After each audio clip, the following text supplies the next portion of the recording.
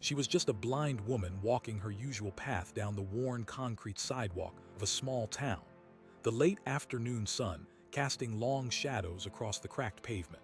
At 34, her long black hair was usually pulled into a loose braid, strands falling softly around her face, hiding clear but blind eyes behind thin-framed glasses. She moved confidently with her white cane tapping rhythmically, a quiet sound that most people ignored, until today.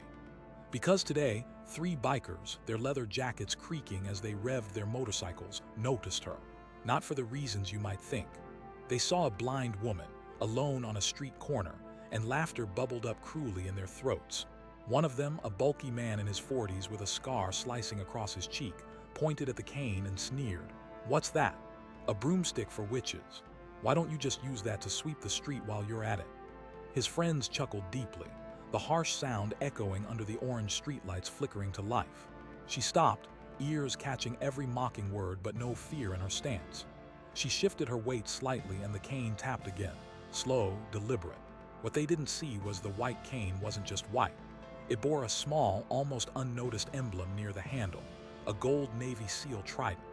To anyone untrained, just a curious design, but to those who knew, it spoke volumes. She'd carried that symbol with her every day since she left the SEAL teams 3 years ago. A quiet reminder of battles fought in shadows most would never understand. The bikers moved closer, their taunts growing louder, the scent of beer mingling with exhaust fumes. "What's the matter, sweetheart? Lost your way? Maybe we should help you find it, straight to the gutter." One pushed his motorcycle's handlebar forward, nearly knocking into her as she steadied herself without a word. The others laughed harder. She did not flinch, did not comment, but slid her hand up to the cane's handle, wrapping her fingers protectively around the hilt. The emblem caught the fading sun, a tiny trident shining defiantly. "You okay back there?" A voice cut through the tension. It was faint at first, almost drowned by the bikers' jeering, but unmistakable, steady, calm, and firm. A Navy uniform caught the corner of her eye, and she knew before turning it was the young man who worked at the nearby diner, someone she had seen but never really spoken to, until now. He stepped out from behind the diner's door, his hand casually resting near the walkie on his belt, but his stance alert. The bikers noticed him too. One of them, the scar-faced man again, leaned in close to her, a sinister grin plastered across his face. "You think you're tough because of that little stick?" His breath smelled of stale liquor as he moved near enough that she could feel it on her skin, threatening, invasive. Then, without warning, he shoved forward, knocking the cane out of her hand. It clattered on the pavement. A gasp rippled from bystanders nearby. The cane lay a few feet away, the trident tilting in the dim light. Silence fell, thick as fog, everyone frozen for a split second. But she didn't reach for it. She stood unmoving, calm, as the biker laughed, turning away to his friends. "What? No fight? No scream? Why so quiet, lady?" That's when the young diner worker's face changed. His eyes went pale when he saw the trident glinting on the handle of the cane. He knew exactly what that symbol meant.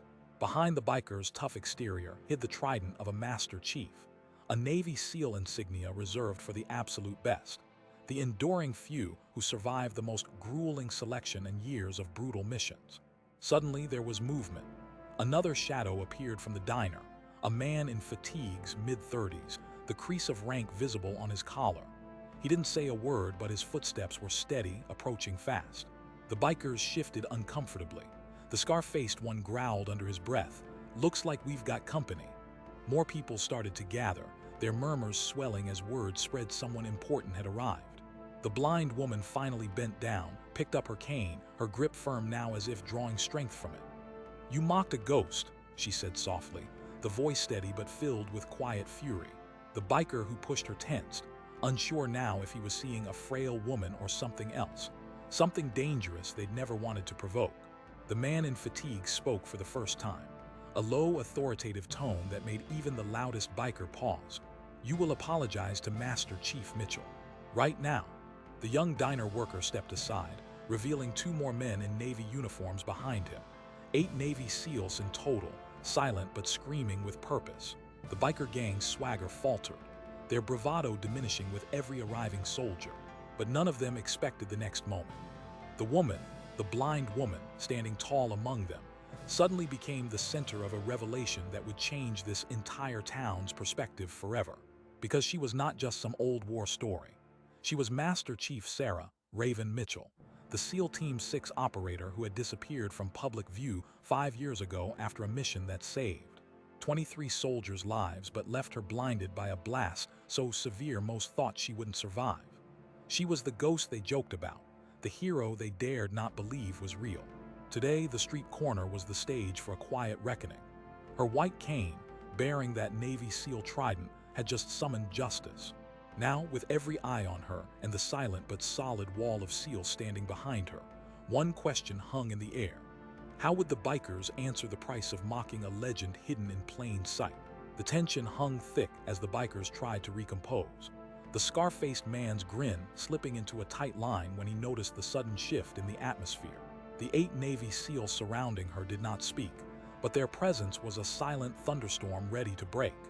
Master Chief Sarah Raven Mitchell stood straight, her white cane firmly in hand, the Navy SEAL Trident glinting rebelliously in the streetlight. Her voice, calm but ice-cold, cut through the silence. "You mocked a ghost today." The scar-faced biker took a step back, suddenly aware he wasn't dealing with some helpless civilian.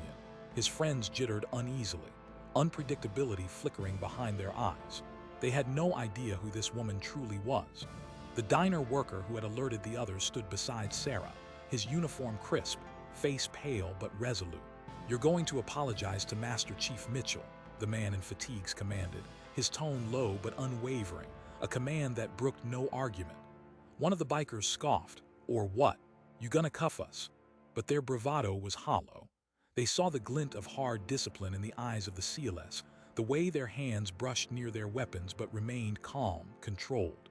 The youngest biker, a lanky kid who barely looked out of his 20s, took a hesitant step forward, voice trembling. "Look, man, we didn't know." "You don't know the weight of that trident," Sarah said. Voice steady, "That emblem stands for sacrifice most will never understand, for pain carried in silence, for battles you'll never see." She gestured to the group behind her, each man and woman steeled in their readiness. "We don't ask for respect, but we don't tolerate disrespect either." The scar-faced man cleared his throat, swallowing hard. The community around them, who just moments ago watched the scene unfold with amused or indifferent eyes, now felt the gravity sink in.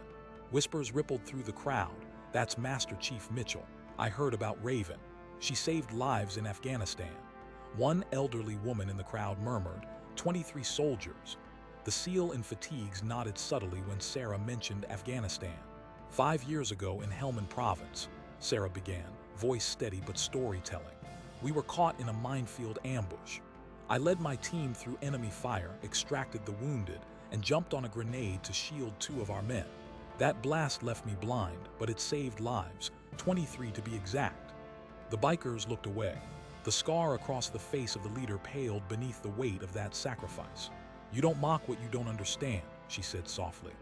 The silence stretched.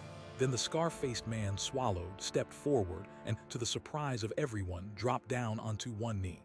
"Master Chief Mitchell, I'm sorry," he muttered earnestly, voice cracked by remorse.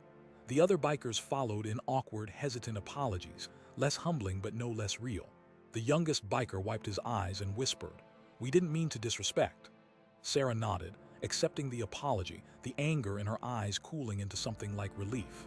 "This place is under our protection now," she announced, her words ringing clear to every corner of that street. "And if any of you try to lay hands on anyone again, you'll have 8 Navy SEALs to answer to." Heads nodded solemnly. The biker gang dispersed quickly, their earlier cockiness shattered, replaced by a humility forged in the face of true courage. As quiet returned, the local crowd began to buzz with newfound respect. A mother pointed to Sarah's cane. "I didn't know what that was before. Now I'm proud to say we have a hero right here." Sarah turned to the young diner worker and the SEAL in fatigues, a small smile breaking her usually unyielding expression. "Thanks for stepping up," she said simply. "You were the first to see the symbol." The man replied, "We owe you that." As the sun dipped below the horizon, casting a warm glow over the street, Sarah slowly started walking again, her cane tapping with renewed purpose. The community, once ignorant of who she truly was, now saw her clearly. A warrior who hadn't let blindness define her, a protector who, even after sacrifice, stood tall. Children gathered near, curious and amazed. "Is she a legend?" a boy asked his mother. "She's better than that," she replied softly.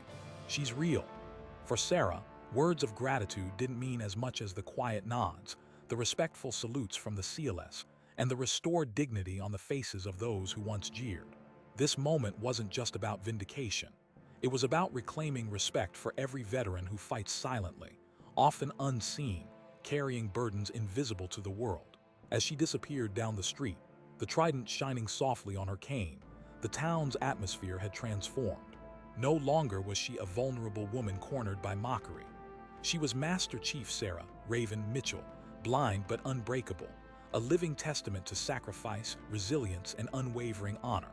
And anyone who doubted that would remember this day for a long time.